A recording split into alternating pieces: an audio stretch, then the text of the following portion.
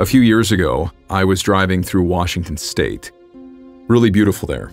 The forests, the mountains. We saw Mount St. Helens for the first time. Really eerie, seeing all the old trees that got flattened when the volcano blew its top back in the 80s. That's also where I picked up one of my favorite souvenir magnets. It's the shape of Washington State with a cutout of Bigfoot in the middle. I don't do that much traveling around the US, but something that stood out to me about Washington was the amount of Sasquatch merchandise. It's everywhere. So you can't help but get the distinct impression that Washington has a lot of Bigfoot believers. I started digging into it and found out why. According to the Bigfoot Field Research Organization, Washington leads all 50 US states in reported Bigfoot sightings, a total of 713 documented encounters as of December 2024, and those are just the official reports. So now we know why, even though the Army likely never made an official statement about Bigfoot's existence. There was once a point when the Army survival maps for Washington had a picture of Sasquatch on them and listed it as a dangerous animal known to live in the state, right alongside cougars, black bears, and porcupines. Someone might say, well, I've never seen one. Well, with its rugged mountains, canyons, and dense forests rarely explored by humans, Washington would be the perfect place for anything looking to stay hidden. Most people that end up seeing Bigfoot are usually the ones out hiking or camping or hunting, people who spend a lot of time out in the wilderness. Speaking of the Army, Washington also plays home to a number of US military bases, and a lot of their training areas are just that, wilderness in the middle of nowhere. And wouldn't you know it, along with other veterans and soldiers in the state, even the Green Berets training in Washington have reported running into something in the woods that they wish they could forget about. This is the Smoke Pit, and these are just a few of their stories. True stories of Washington encounters with Bigfoot.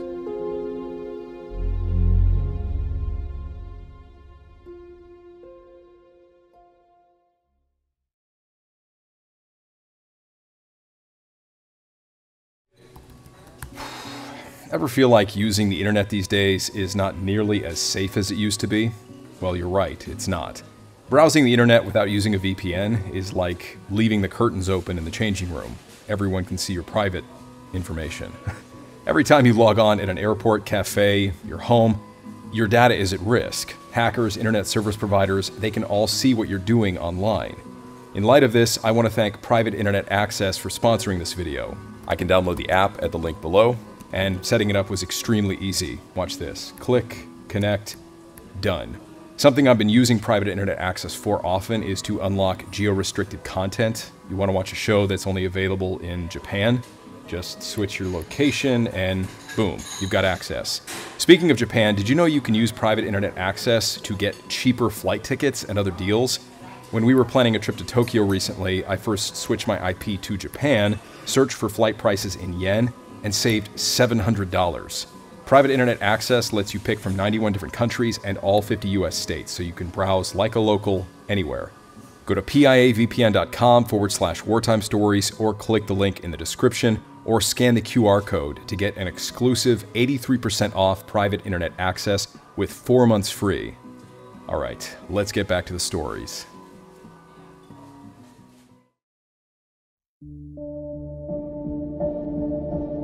Since today's stories all take place in Washington State, it just feels wrong to not mention one of the most iconic Bigfoot encounters that people talk about. The kind of story that any red-blooded soldier stationed in Washington would keep in the back of his mind as he packed his gear and was sent out for a field op in the nearby wilderness. The story of the Battle of Ape Canyon. The name of the story itself makes it sound like a wartime anecdote, but it was as much of a battle as anyone could ask for. Ape Canyon is only about 2 miles to the east of the dormant volcano I mentioned, Mount St. Helens. Ask around, and it seems like all the people who live there have heard about the story. The story takes place just over 100 years ago, back in July of 1924, when a group of gold miners found themselves in a very hairy predicament. The story originated from a man named Fred Beck, one of the miners who was there. In 1967, he and his son Ronald published a book titled I Fought the Eight Men of Mount St. Helens, Washington. According to Fred, he and 4 other miners had been prospecting around Mount St. Helens and the Lewis River for the last 6 years. At the time the story takes place, they were hiking through the Washington forest to their usual spot, a gold mine they called the Vanderwhite Mine, located in a remote canyon near the base of the massive volcano. After years of working the area, they had become accustomed to it, but on this trek, Fred said that he and the others couldn't help shake the feeling that something was off.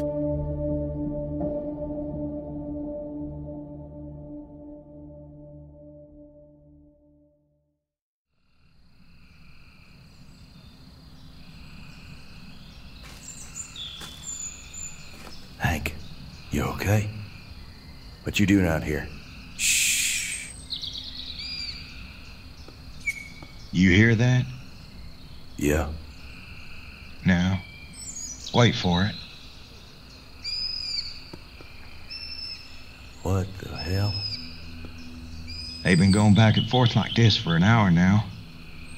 One over there, talking to another somewhere over there.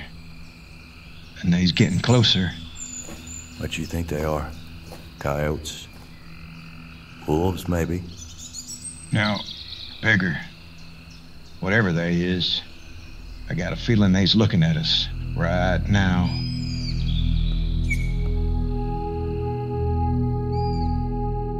Arriving at their usual campsite, an improvised cabin built by the men a few years earlier, Fred and the men settled in. Things were business as usual for a couple of days. But then, almost every night, the men began hearing strange noises. Fred described the sounds in his book. We had been hearing noises in the evening for about a week. We heard a shrill, peculiar whistling each evening. We would hear it coming from one ridge, and then hear an answering whistling from another ridge. We also heard a sound, which I could best describe as a booming, thumping sound, just like something was hitting itself on its chest. In spite of the strange sounds and Fred suffering from a bad toothache, all in all, the men's dig was going well. Spirits were high. One day, while taking a breather from digging in the hot sun, Fred went with another guy, Hank, to fetch some water from a nearby spring. Fred had just stooped down by the water to fill his bucket when Hank yelled. Fred whipped around to see that Hank, now facing away from him, was pointing his rifle at something in the trees about 100 yards away. Hank yelled and raised his rifle, and at that instant I saw it. It was a hairy creature, and he was about 100 yards away on the other side of a little canyon, standing by a pine tree. It dodged behind the tree and poked its head out from the side of the tree, and at the same time, Hank shot. I could see the bark fly out from the tree from each of his 3 shots. The creature I judged to have been about 7 feet tall with blackish brown hair. It disappeared from our view for a short time, but then we saw it running fast and upright about 200 yards down the little canyon. I shot 3 times before it disappeared from view. Terrified, the 2 men quickly filled their buckets and ran, water sloshing out of them, all the way back to the cabin. It took some time to catch their breath, but once they did, they told their friends about what they'd just seen down by the creek. Fred and Hank were clearly terrified by the encounter. The other 3 agreed that they would stay one more night and then leave the canyon the next morning and head back to town. Problem was, that would soon become the most terrifying night of their lives.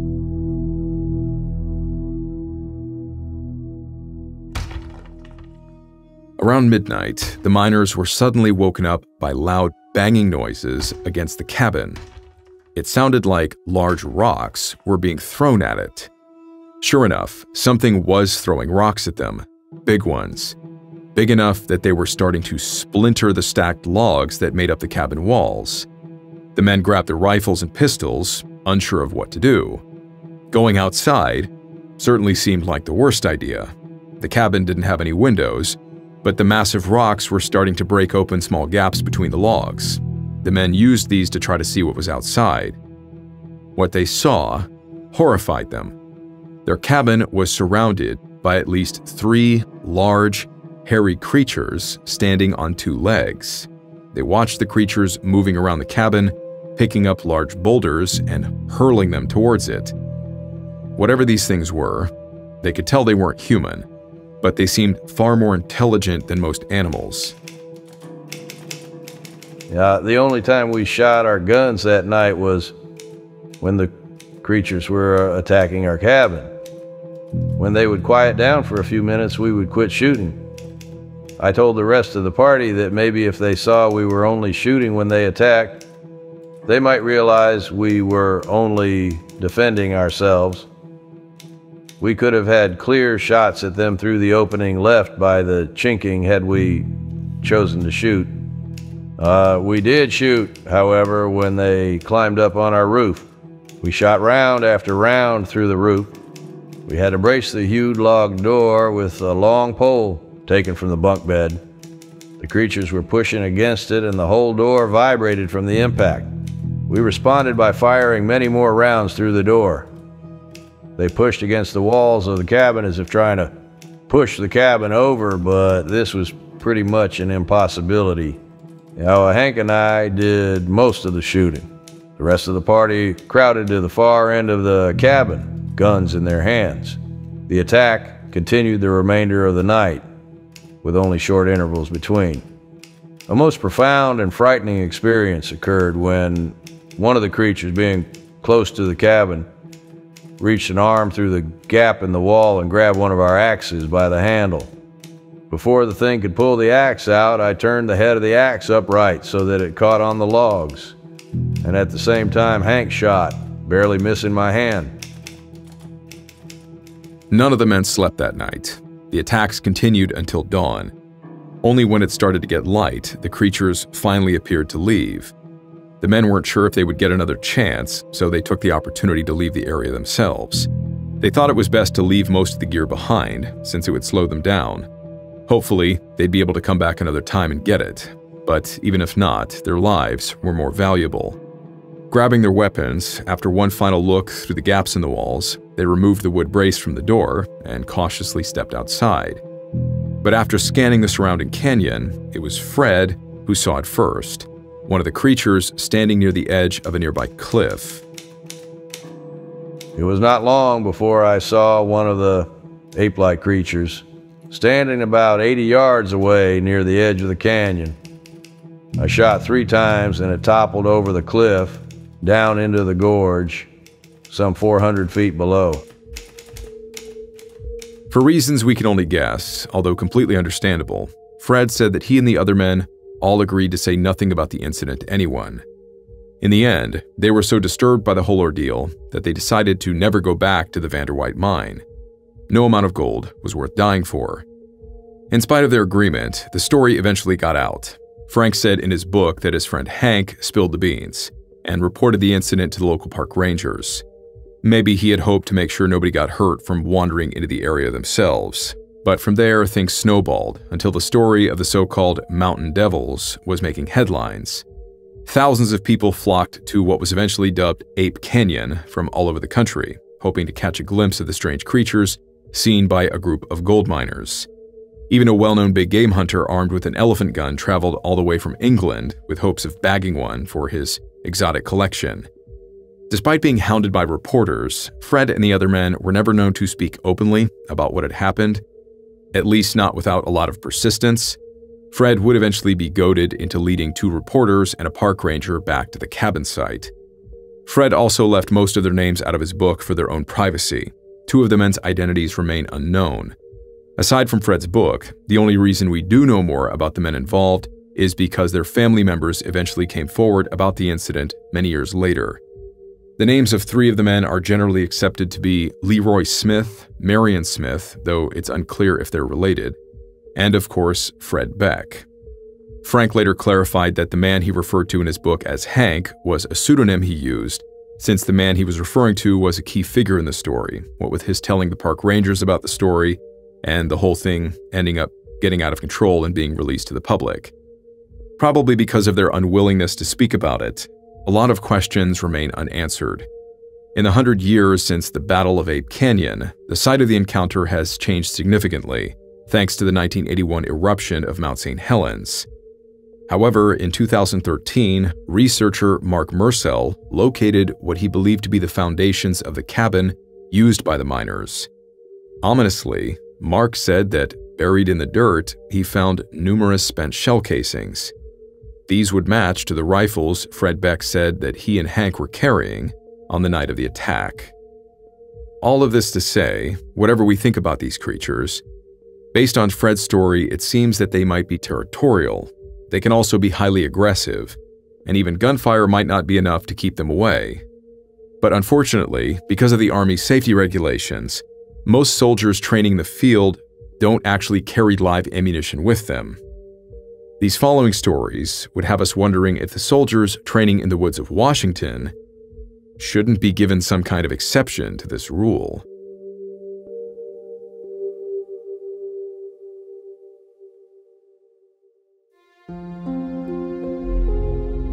This next story was shared by a soldier serving with the Green Berets, the U.S. Army's branch of SOCOM, the Special Operations Command. I never worked directly with the Green Berets. I worked on the Marine Corps side of SOCOM during my second enlistment. But of course, whether it's the Raiders, Green Berets, SEALs, or PJs, I'm sure we all talk crap about who's the toughest. But compared to conventional military forces, you can imagine that special ops guys all have a reputation for being tough as nails. But just reading this guy's story, I don't blame him for being as unnerved as he was. He asked to remain anonymous.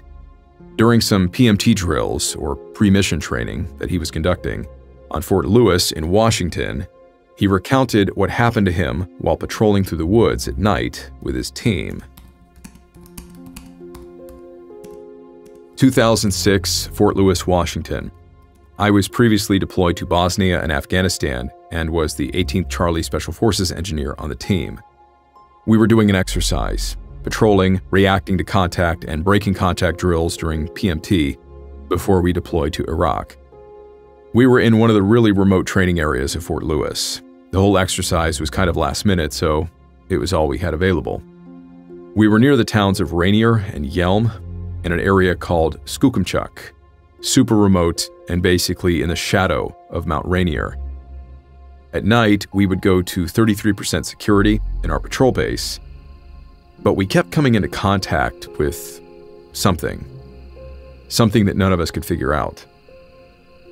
We would see figures and shapes moving in the shadows and could hear foliage snapping.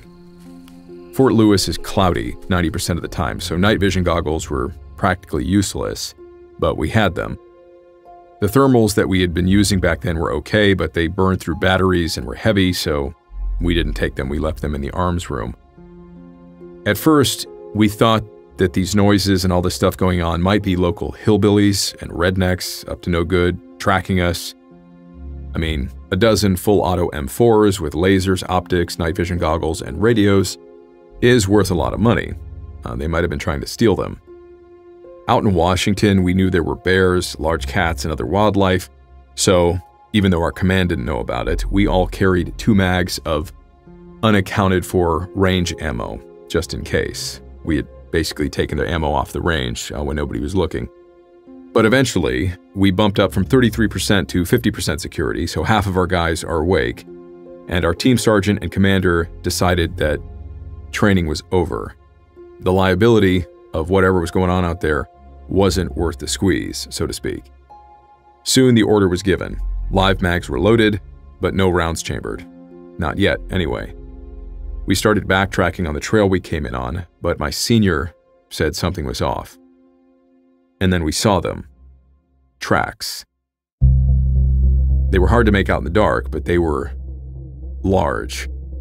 And they were set deep into the mud, like whoever they belonged to was weighed down with gear. Our initial thought was that it was the locals wearing the same kind of boots as us. At this point, we were still convinced that we were dealing with sketchy hillbillies, and the thought of messing with them a little was too good to pass up. A little payback for screwing with us, you know. So we picked up a trail and started tracking them, We could smell it before we found it. This sickly sweet smell of rotten flesh, wet dog fur, and dung. Green Berets are supposed to be able to handle anything, stuff that would even make a billy goat puke, but this was rough. Me and another teammate dropped rucks and went ahead to scout, while the team set up a linear counter-ambush and patrol base. We found a clearing in the forest, kind of like a deer or elk bedding area, but with tree limbs and brush laid down, like a bed you'd learn to make in survival school. The smell made us want to leave immediately, but what was even scarier was that the limbs were broken off all the trees around us and up to a height of twice our own height. I spotted some hair. It looked like an elk or a deer at first, but then I got a closer look. In the little bit of light that we had, I took it to be brown, maybe reddish, but it was coarse and thick, like hog hair. We then reported our findings. Everyone was thinking it, but no one was saying it. It was still a few hours until morning, and we weren't afraid of a fight, but a warm, dry team room with beer and pizza sounded way better than staying in the field with what was possibly out there with us. So we threw on our rucks and patrolled to the nearest road, which was pretty far off.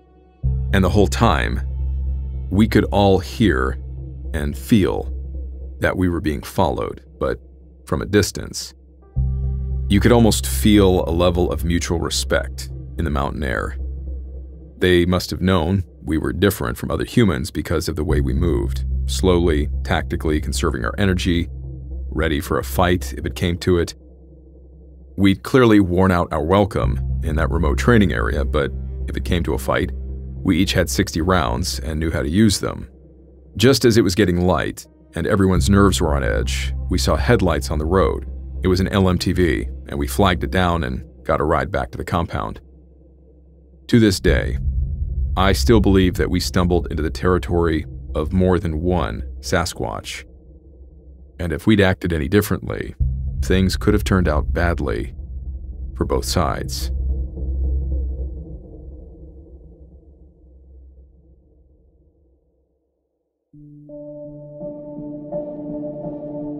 This next story was found in the book Encounters in the Woods, Volume 1 by Ethan Hayes.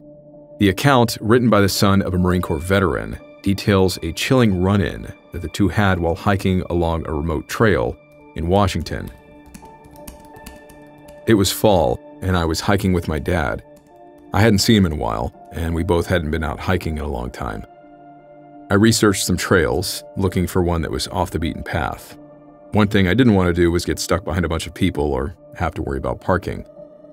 I found a spot about an hour away, a ways out from the city. The park sat on the edge of a national forest. I'd say exactly, but I don't want to spoil the place, nor do I want a group of Bigfoot people racing into the area. We set out that morning. It was cool and crisp, and according to the weather report, we were going to have clear skies to enjoy our day. We arrived at the trailhead about mid-morning and planned on making it a solid 2-hour hike. For being 68, my dad was in pretty good shape. Heck, after our first climb, I was wondering if he was in better shape than I was. My dad had been a Marine and prided himself on his fitness, and it showed. The reviews of the hiking spot were spot on. It was remote, no one to be seen, and there wasn't even a car in the parking lot. Outside of the initial climb, the first hour of the hike proved to be relatively flat and easy.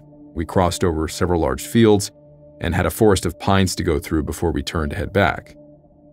When we entered the forest, the bright sunlit morning was dimmed by the shadows of the thick pine grove.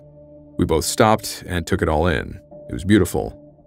My dad pulled out his old camera and started snapping some photos, some with me in them, some of just trees and nature and stuff. He swung his camera to the right and peered through the viewfinder, and it was then that he let out a sharp gasp. He lowered the camera and started pointing out into the woods. When he called my name, I could hear the fear in his voice. He took a few big steps backwards, still pointing, and then he tripped over a fallen tree. All I heard was a loud thud and crack. I didn't see what he was looking at, but I turned just in time to see him falling onto the ground. his leg bent the wrong way, completely the wrong way, like bone jutting out and everything, and he is howling in pain. So I run over to him, and I'll admit I totally freaked out for a second. I just froze, but I got it together and I started to perform basic first aid. I compressed the open wound. Using some cloth, I wrapped it as tightly as I could. Through his grunts of pain, my dad is asking me, "Did you see it?" I asked him what he meant, and he replied, "The monster." I didn't process what he was saying until after I finished wrapping his leg. His arms shook as he tried to sit up, and he's saying, "There, over there. I saw it standing over there." I looked to where he was pointing, and I didn't see anything but pine trees. So now my mind is racing. How am I going to get him out of there without making his leg worse? I pulled my phone out, and of course, there wasn't a signal this far out. I was so frustrated, but the situation was what it was. As my dad went on about this hairy, 7-foot-tall monster, I kind of just rolled my eyes. In my mind, my dad is clearly going into shock. I took off my backpack and pulled out a water bottle, urging him to drink and rest so I could try to think of a plan to get us out of here.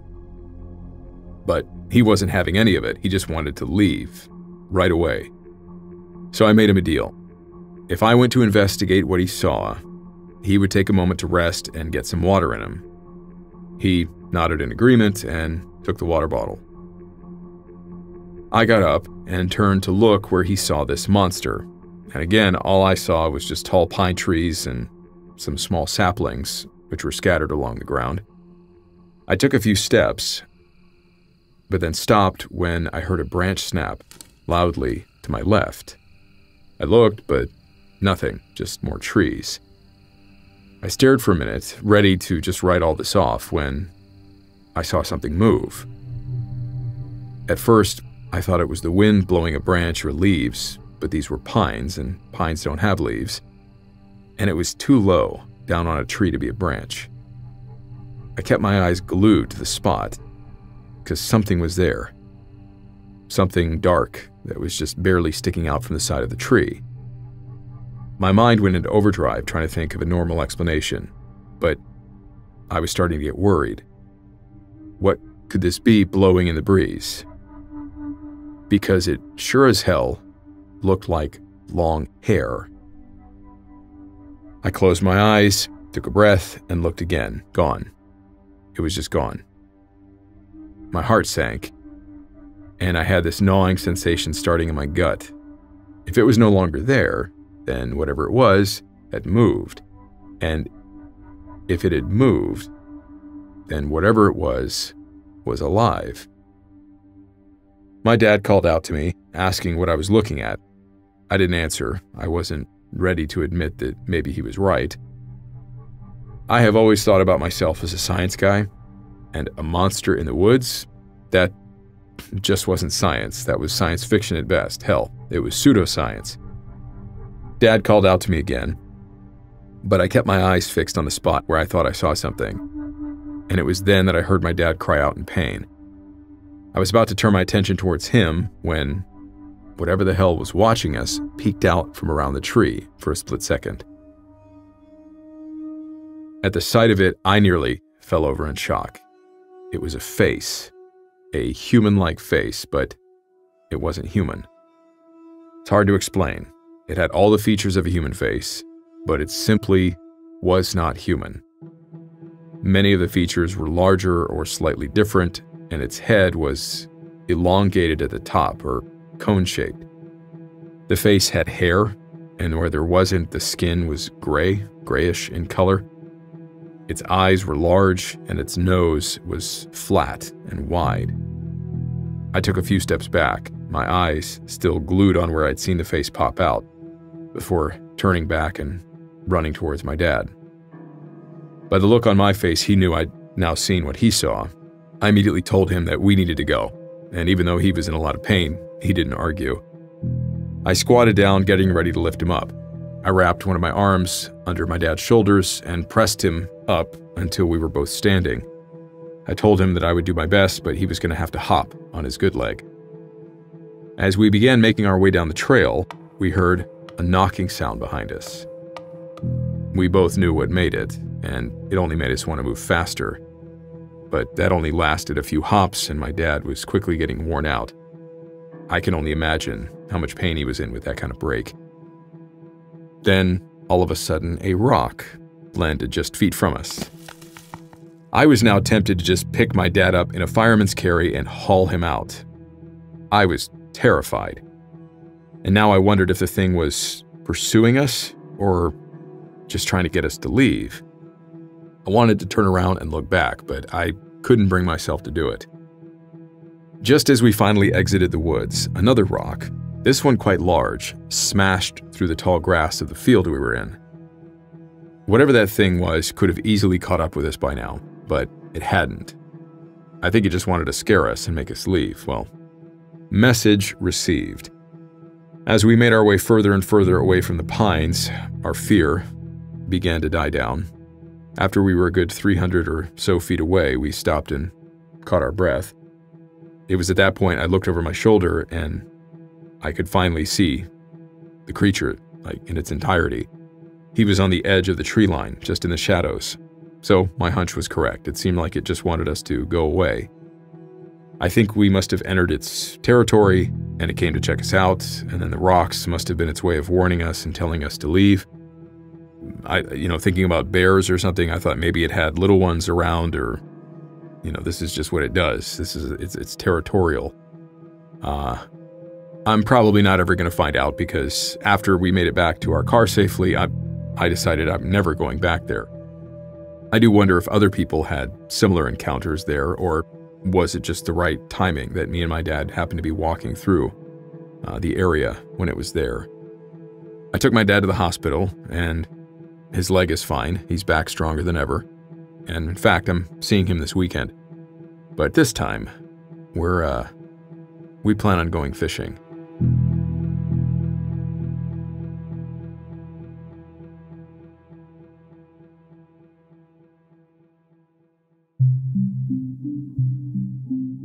When we think of Bigfoot, especially in the context of the Battle of Ape Canyon story, there are a variety of opinions about his temperament. Some people argue that he's a gentle giant, while others would tell you that he's as unpredictable and violent as a rabid dog. But according to this next story, shared by another anonymous U.S. Army veteran, which was also shared in Ethan Hayes' book, Bigfoot may be a little more complex than we give him credit for. I've read many stories about people's encounters with Bigfoot, most of them pretty scary, even terrifying. But I've been thinking, maybe people are just scared of the unknown, or perceive the creature to be evil, when I believe it's just an animal. A curious animal, a smart one, territorial, and maybe even kind. Now, I'm not saying they can't do things which would freak you out, but I think that's just them protecting their ever-dwindling territory. Anyway, my encounter began when I was 27. I'd just gotten out of the Army, and instead of moving back home to Iowa, I decided to keep the adventure going. I moved to a little piece of land just outside of Yakima, Washington. I wanted to live off the land for a while, just to be by myself. I needed some peace and quiet to process everything I'd been through in Iraq. I rented an old trailer which sat on 5 acres. I was surrounded by woods, and I loved it. In the late spring, I spent my days preparing a garden and wandering around the area, scouting the land around me. The first time I thought something was off was when I went hiking.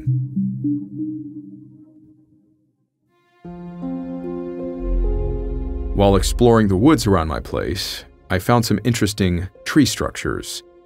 Large branches or even smaller trees uprooted and arranged, set alongside each other like large crosses or X's. And I knew right away that these weren't created naturally. They had been intentionally made. After the first week, I was sitting on my front porch enjoying a beer. I like to sit in the dark, no real light, just the silver moon and stars above me. As I'm sipping my drink, I hear it. Someone walking slowly deliberately through the woods, right inside the tree line near my front yard. At first, I thought it could be a neighbor walking back to their house, but then I remembered that the nearest property was at least a mile away. I mean, I really didn't care, wasn't scared. I just finished my beer and went to bed. The next night, I heard the same walking. This time I called out and the walking stopped. The next day, I was in the front yard near the woods and saw something odd. A stack of rocks placed on a fallen log, 4 of them stacked right on top of each other. Okay, weird. Whoever was in those woods must have done that. I laughed and went about my day. But later, when I was making dinner that night, I had an idea. A weird idea. I'd play a game. I'd leave something for whoever it was and see if they would do the same. So I grabbed a beer, took it down to the log and set it on it, and then went back to the porch and sat in the dark. About 20 minutes later, I heard the footsteps again, same as before. I said hello, asked how they were doing, and nothing else. I just waited. The next morning I was curious. I went down to the log to discover that the beer was gone, and in its place was a series of twigs, all lined up by size. I laughed. All right, let the games begin. That night, I decided to up the ante. I put out an old medal that I'd been awarded. I was actually excited to see what would be left in exchange in the morning. Like every night before, I sat on my porch, had my beer, and listened to the walking. The next morning came, and I rushed down to find a pile of acorns. The medal was gone. I looked around to see if anyone was close by, but there was nothing. It was then I saw a footprint in some mud, and it was huge, like 14 inches and barefoot. That is when it hit me. This wasn't a person. This was a Sasquatch. I'd heard about them, of course, but I never really thought they were real. But now, I didn't know what to think. I did wonder if my neighbor was messing with me, so I paid him a visit. He was a nice older man, also an army vet who'd served years prior in Vietnam. He said he hadn't been walking around at night behind my house, and he definitely hadn't left anything in the woods near me. I didn't go into detail, but I got the feeling that he knew what I was talking about. That he knew what or who I was dealing with. The next night came, and this time I thought about leaving some food. I cooked up some hamburgers and made one extra one for my visitor. I left it down there on the log and went back to my spot on the porch. Again, I waited. Like clockwork, the walking. But this time, I could hear it walk right up to the edge of the woods where I'd left the hamburger. I tried to see it, but there wasn't enough light. But to this day, I swear I at least saw the silhouette of the creature. I was tempted to go down and have a look, but I thought it was best not to, and so I just waited for morning. When morning came, I went down to find that the burger was gone, and in its place were blackberries. Dude, I laughed so loud. I was actually communicating with a Sasquatch. This back and forth continued on for weeks. I'd leave various food items, and in return, I'd get berries, acorns, and even what I think was a half-eaten squirrel. I was enjoying this and starting to contemplate if I should try to get this on film, but I decided against it. I just wanted to experience this for myself. I had an appointment at the VA, and since it was a distance to drive, I planned to stay overnight and to visit a friend. My visit ended up going beyond a day and lasted 3. It was great seeing an old army buddy, but I was looking forward to going back home. When I got back, I found that the trailer had been broken into. There were footprints all around it, and the refrigerator and pantry had been completely ransacked. At first I was pissed off, but the more I thought about it, it made sense. I had been feeding this thing, and when I stopped, it went looking for me and the food. I didn't like that it had messed up my place, but like I said, I understood. It was my fault. These things, while intelligent, are just animals. I cleaned up the mess, fixed the door, and promptly went back to my nightly routine.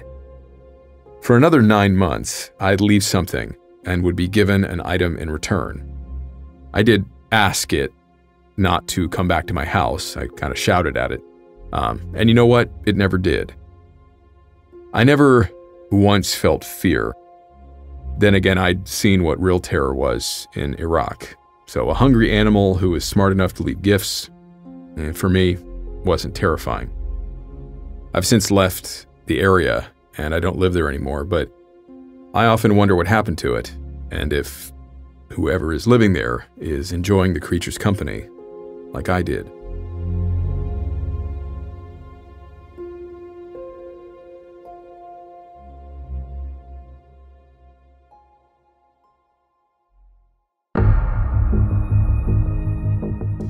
Hey guys, I want to tell you about an incredible new podcast that's live right now, courtesy of my friends at Ballin Studios. And this one is a history show, but it's not one of those dusty old history shows that will put you to sleep. These stories all feel like immersive action movies. Well, action movies you listen to. And the best part is that they all dive into the moments that shaped the world we live in today. For example, why are we so obsessed with true crime stories? Wait till you hear the story from more than 100 years ago. It's not just the grisly murder, the daring escape, and the thrilling hunt that will suck you in. It's the way that the story sparked our cultural obsession with true crime that makes it so much more fascinating. And that's just episode 1. These stories are all around us, the things we take for granted. If we just trace them back in time, they often lead to a singular moment, a twist that reverberates through history. The show is called A Twist of History, and it's live now. So go search for A Twist of History wherever you get your podcasts, hit that follow button, and start binging. New incredible stories come out each Wednesday.